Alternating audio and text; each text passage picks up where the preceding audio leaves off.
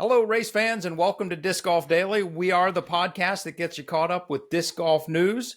It is Wednesday. That means we collect all the extra disc golf news you may have missed in the past week, and we share it with you.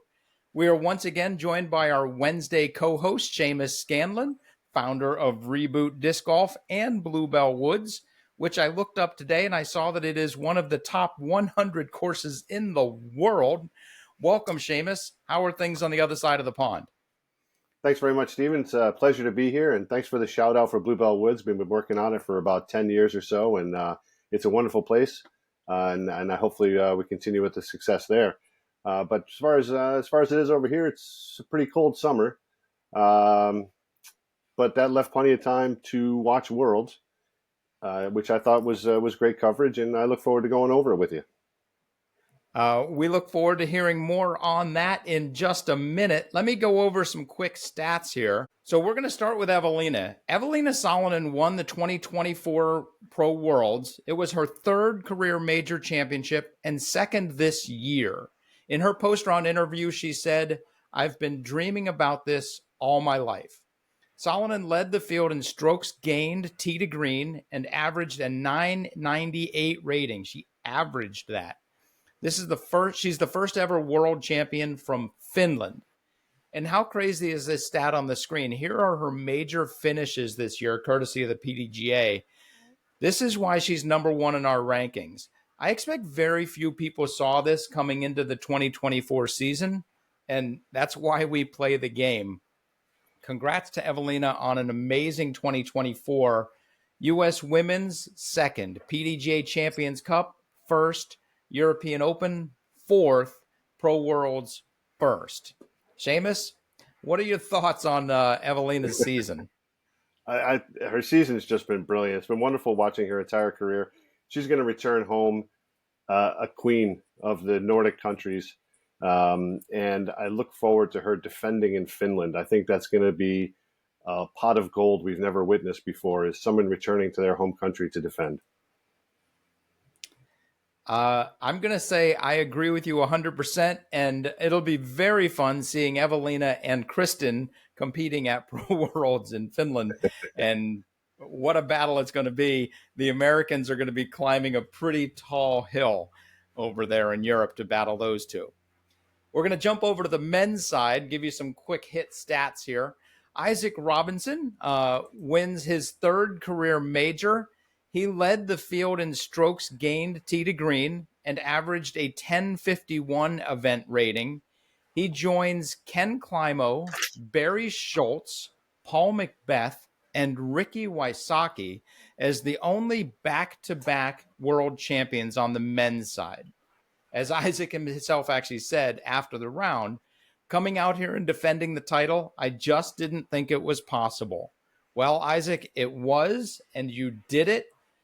Congratulations. Seamus, I'm going to pitch it back to you again. Thoughts on Isaac and the completion of Pro Worlds there?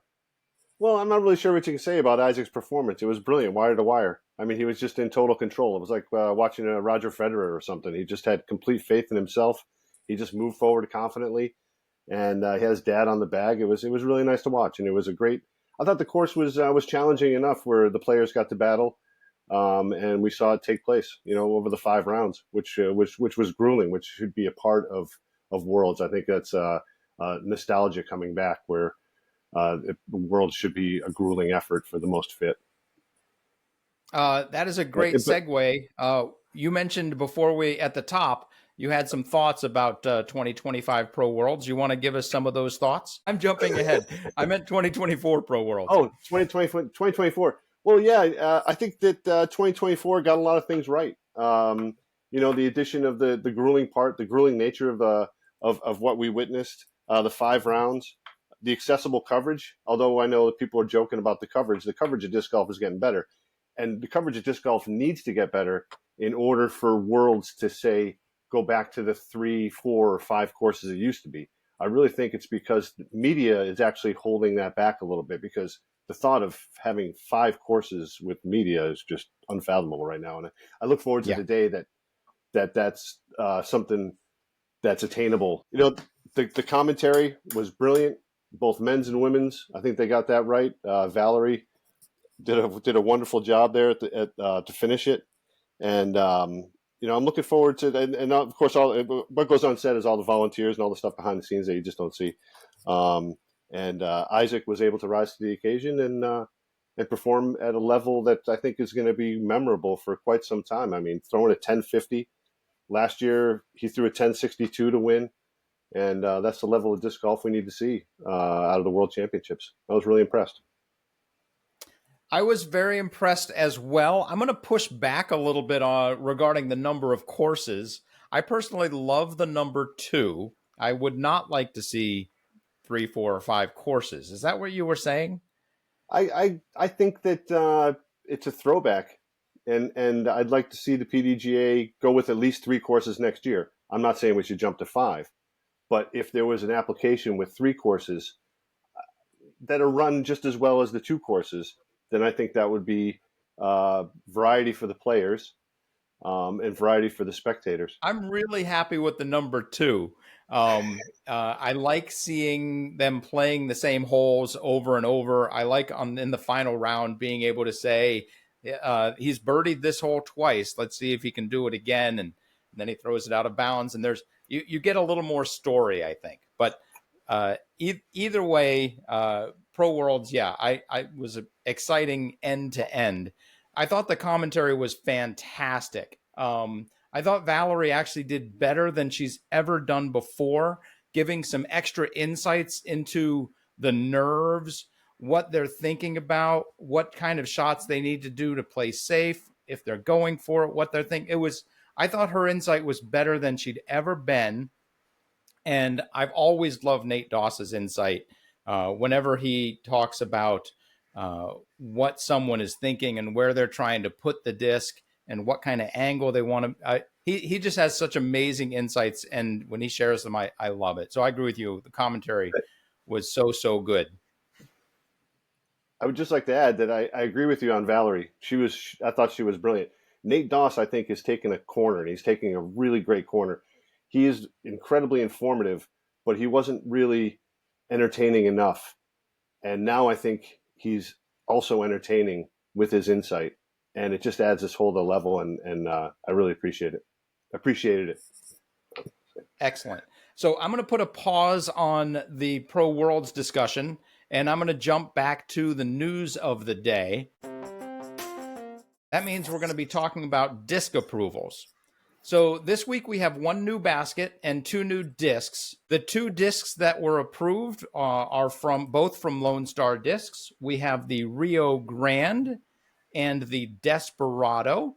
They are both fairway drivers. There was also a championship level basket from Premium Disc Golf called Premium Target. And I did some Googling, and if you know anybody that knows anything about Premium Disc Golf, please reach out. The basket looks nice. It's very deep. It's got 28 chains, but I can't find any information about Premium Disc Golf. This is their first product that has ever been PDGA approved. Amos, do you have any thoughts about these PDGA approvals, or do you want to just move right back to 2025 Pro World, 2024 Pro Worlds? Probably nothing that you're going to post. But I thought maybe Lone Star might their next 2 discs might be called the Hitchhiker and Stranded. We'll see if we remember to edit that out.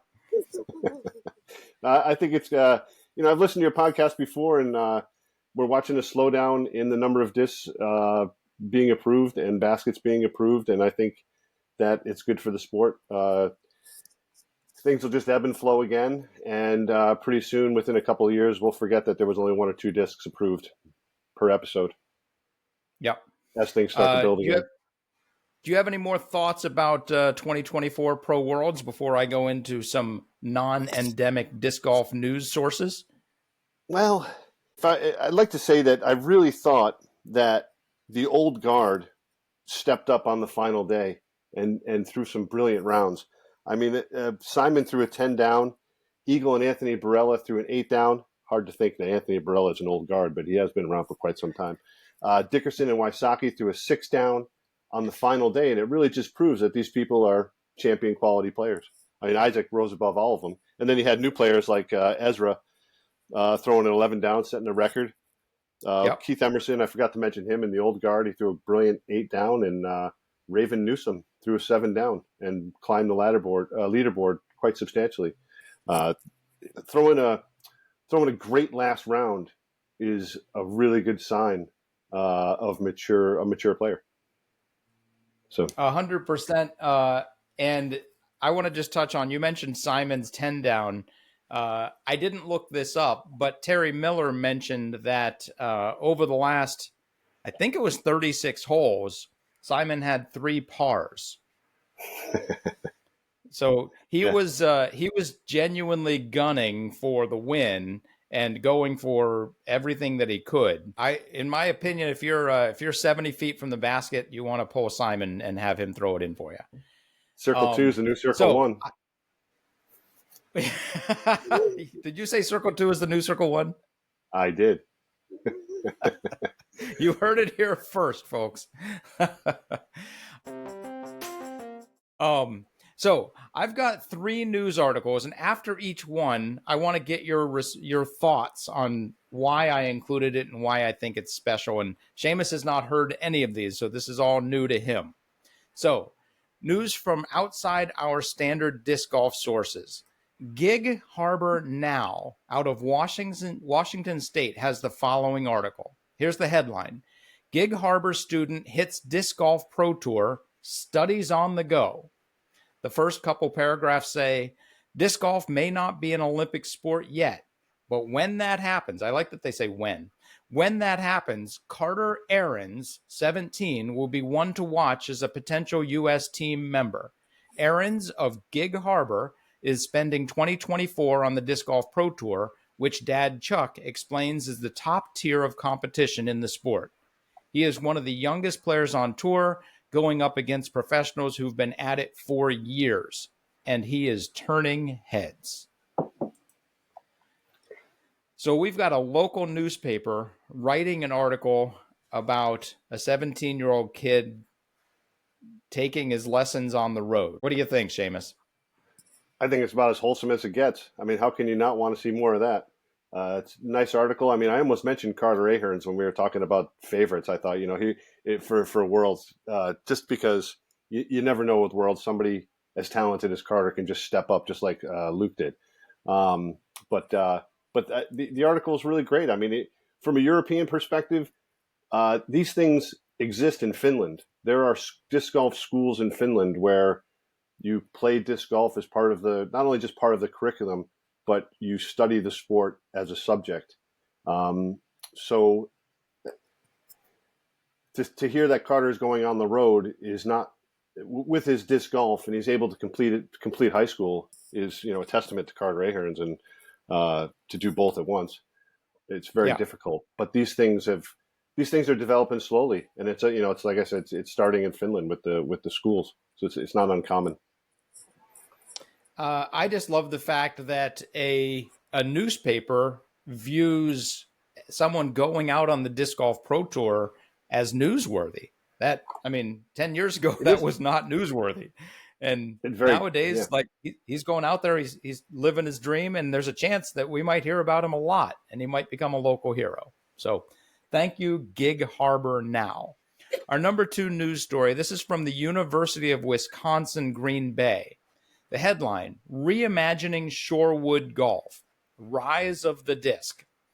Imagine, if you will, standing at the 11th tee, a magnificent landscape unfolds before you.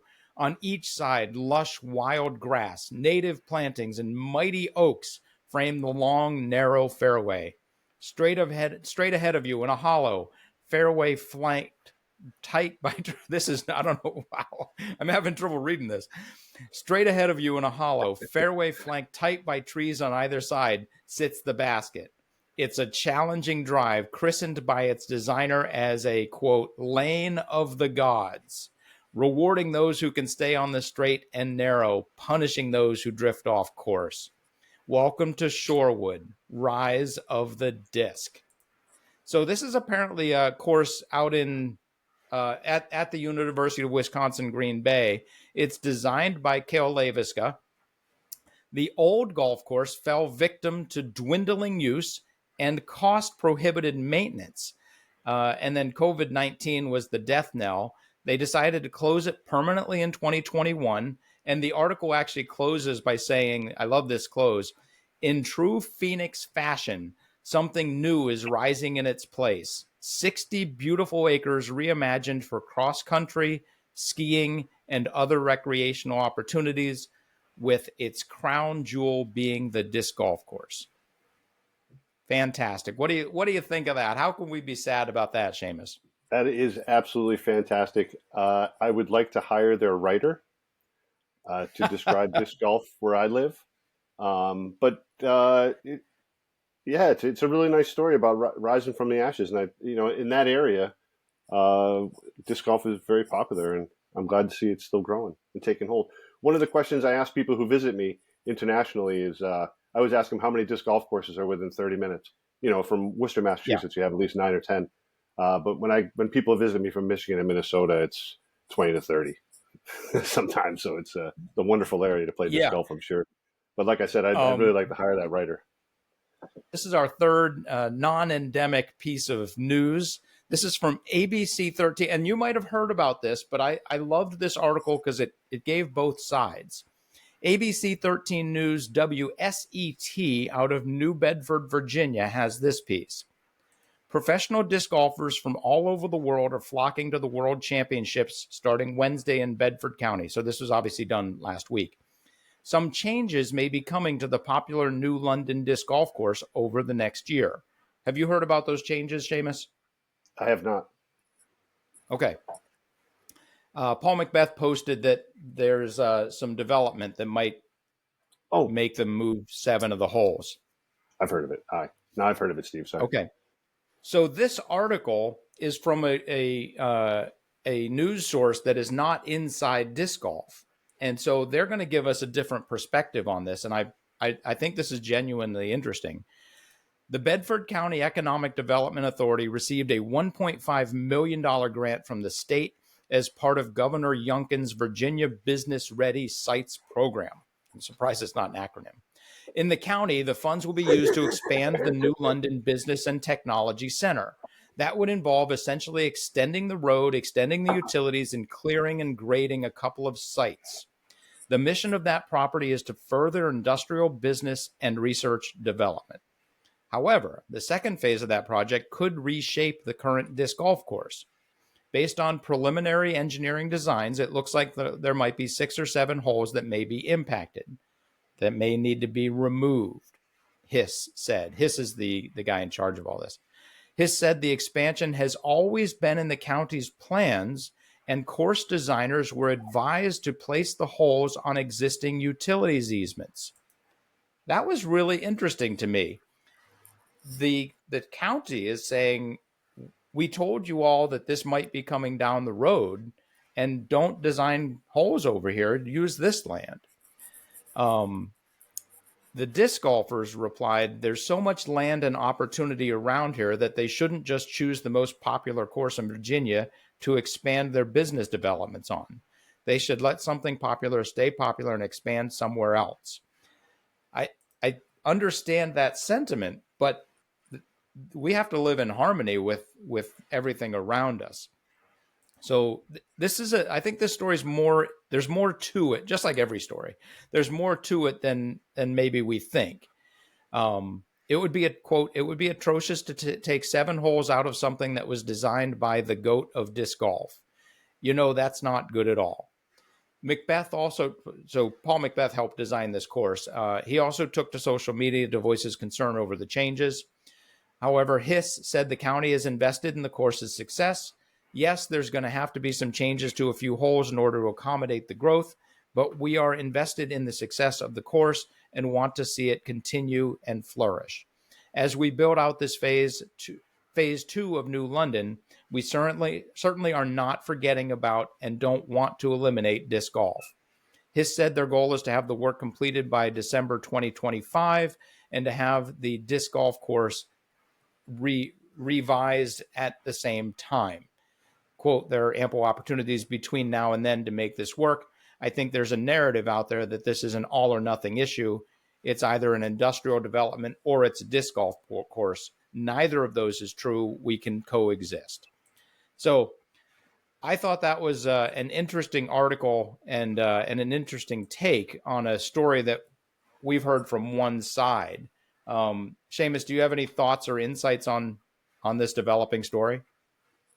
I have a couple. I think you and I understand that projects like that, when they're talking about adding industrial units anywhere on a town or council level, don't just happen overnight. So these things have been telegraphed long before, and I think you touched on it in the article where these things were telegraphed before the disc golf course was designed. So when I first heard the news about the losing 7 holes on the course, I did see Paul Macbeth's face, and he looked incredibly concerned. But I don't want to constantly swim upstream here. But what a brilliant opportunity for marketing! You build something that's absolutely gorgeous, and then you say there's a chance it might be taken down, and it sparks outrage. And just like Jarva, is another example I can use. When Jarva, part of the town was taking over Jarva to create a cemetery, it created outrage in the disc golf community. And in the end, it really showed how big our sport is and how much people care. And I hope that's the case moving forward here. I'd hate to see something so nice go by the wayside. Agreed. And it would be great if the town is willing to see how special this property is. I know that the Tour Championships are in that region next year. I don't know what courses they're using, but maybe this is a reason to keep the course because you're going to have the Tour Championships there. So, Seamus, before we close out, I want to ask if you have anything else about Pro Worlds 2024 or even 2025 that you'd like to discuss, and I'll pitch it to you. Well, I can't wait to see 2025. That rendition is going to be fantastic. Hopefully, it's nothing like we've ever seen before. But touching back to 2024, I have to commend Dixon Jowers on his brilliant observation with Isaac Robinson. In a quote on Facebook, I think on Disc Golf Humor, he said, watching Isaac Robinson on the tour, I can't believe he's winning Worlds. And then the sentence underneath says, watching Isaac Robinson at Worlds, I can't believe he doesn't constantly win on the tour. And it is 2 different Isaac Robinsons. And the best part is down below in the comment section, Isaac Robinson agreed with him and said, same here. So I thought that was a great comeback. And things like that, I enjoy reading things like that. Dixon is a very insightful and thoughtful person. I love what he comes up with. But I thought 2024 Worlds was brilliant. I'm looking forward to 2025. Thank you very much, Seamus. It was definitely an exciting exciting tournament, and 2025 in Finland. What are your thoughts on the guys running the 2025 World Championship? Should we be concerned that this thing's going to fall on its face? Absolutely not. It should be the least of your concerns. UC Maresma has been working the European Open for 10 years, at least 10 years, if not longer. He's got 2 brilliant courses in Tampere. He's got the Beast in Nokia. These things they're well-oiled machines. They're unlike what we saw at Ivy Hill. I think what you can look forward to is a course with nostalgia, a course that's been played for many years by the best pros in the world. It just adds it adds to the competitive nature of the course. It adds to the competition, and I look forward to seeing it. I agree. If UC was a production company, I would watch the movie. Happily, he's in disc golf, and I get to watch the tournament. Seamus, thank you very much for co-hosting our Wednesday podcast, and everybody else, thank you very much for watching. If you have any thoughts, news, or opinions, shoot us an email, discgolfdaily@aol.com. Have fun, throw them straight, tell a friend about Disc Golf Daily, and hit the thin gap. Thank you so much for watching. Please like, subscribe, comment, and share. It really does help us grow.